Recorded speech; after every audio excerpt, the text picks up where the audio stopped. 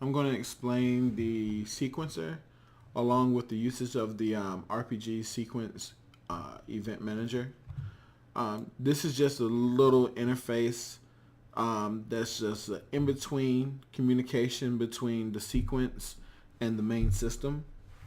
And with this object, just trying to verify.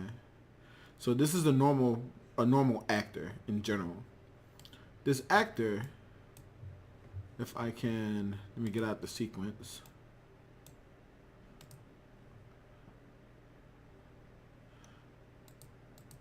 This actor is linked here. It exists in the scene. Right here is the RPG sequence event manager. It exists in the scene and is linked to our cutscene. Inside of additional event receivers, this is marked to be able to receive event replies from here. Now, the reason I'm using this is before they didn't have a way of actually being able to get external events without having to map everything that had to do with a cutscene inside a level blueprint, which is a horrible way to set this up because you couldn't have any kind of like normal callback structures or any kind of thing, any kind of modular setup for doing callbacks in a cutscene. Now that they have this in the system, this allows me to actually make a single object that can handle the many different callbacks that I would want to do from a level sequence. So if I go into it,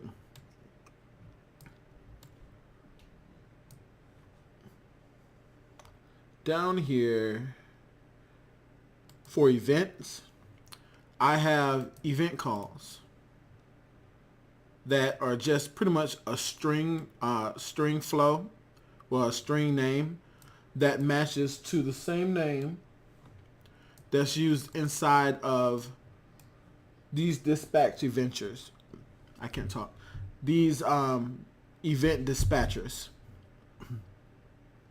And what that'll allow me to do is to be able to, it'll allow me to pause, skip ahead in a sequence, or it will allow me to,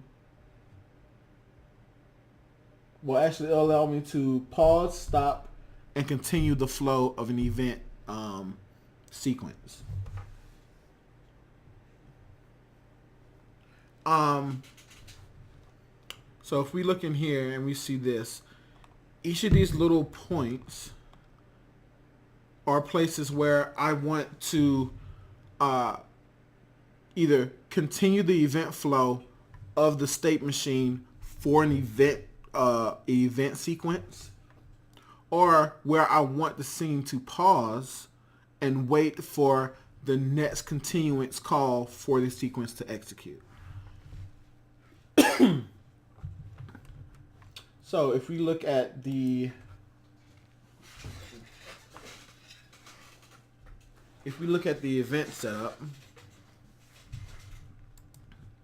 on the sequence, we have multiple calls to the play matinee, and in between each of these calls, we're going to have dialogue that plays while the sequence is actually actively playing. So anytime we call this, we say, hey, we want to start at Sister Complains with the delimiter of a colon. We want to start playing at 0. We want to start this dialogue that says this and does all these different things if we want it to. And then after this dialogue is over, we want to tell the sequence to start at this timestamp.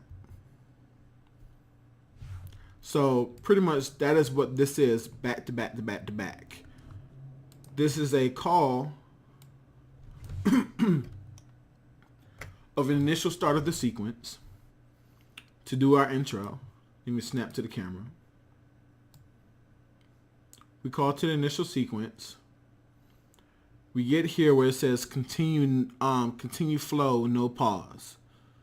So that means, hey, we want the event in the background to start, which would trigger the event screen to actually come in and load the dialogue that will show up on screen. And then it will get here and pause. Now note, if you pause in the middle of an animation in a sequence, it will loop this animation until you unpause it. So that way, if you want to have characters that, start a certain action and then actually naturally pause, you can have repetitive animation that can loop, that they can stay in the idle state while whatever dialogue is going on. So now we said, hey, we want to start back at this position to do this cutscene down. So it starts here, and we pan down, and we do the next dialogue. Because we pretty much said, hey, we want to start back here, immediately continue with the stack flow at this cutscene start, which would be the dialogue of them coming down, talking about the people in the, the robots back in the end area. And then we get to another pause area.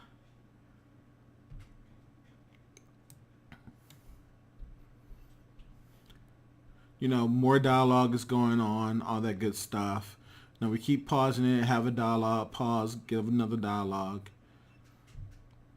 And then we come back here for, just more dialogue. It's just doing the same thing back and forth. It pauses it, keeps it going, puts it in a loop, keeps it going. Now mind you, if we didn't have our actor,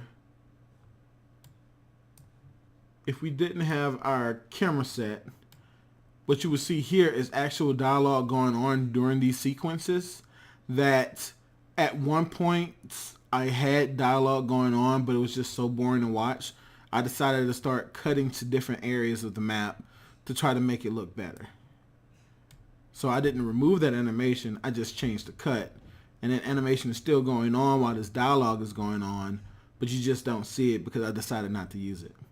So now you cut back to the conversation, he gets angry, starts saying stuff, she's just nodding her head, not wanting to hear it, and then we get a dialogue, a choice option where we can either say, hey, we're just going to keep going on, or yeah, we'll go back for a while.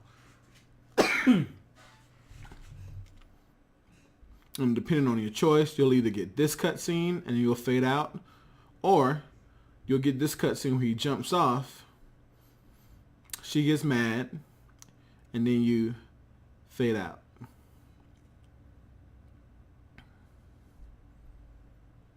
I probably should bring this fade a little bit more forward so it can fade out as we're going back.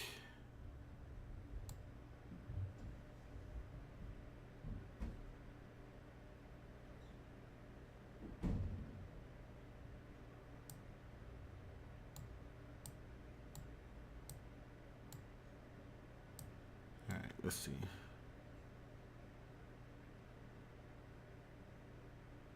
All right, there we go. So now it fades out. She gets mad and it fades out the cutscene.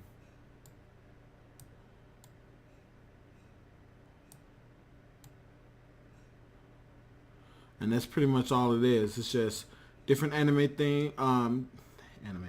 different animations linked together. Anytime we pause, we want to make sure that we have a loopable animation that can play, so the characters aren't just standing still and locked in place, even though in my cutscenes they kind of are, because I really cheated on the animations. But you can have loopable animations while you're reading the dialogue that's going on, and then you can put together a pretty interesting cutscene. And that should be it for this in general. Have a good day.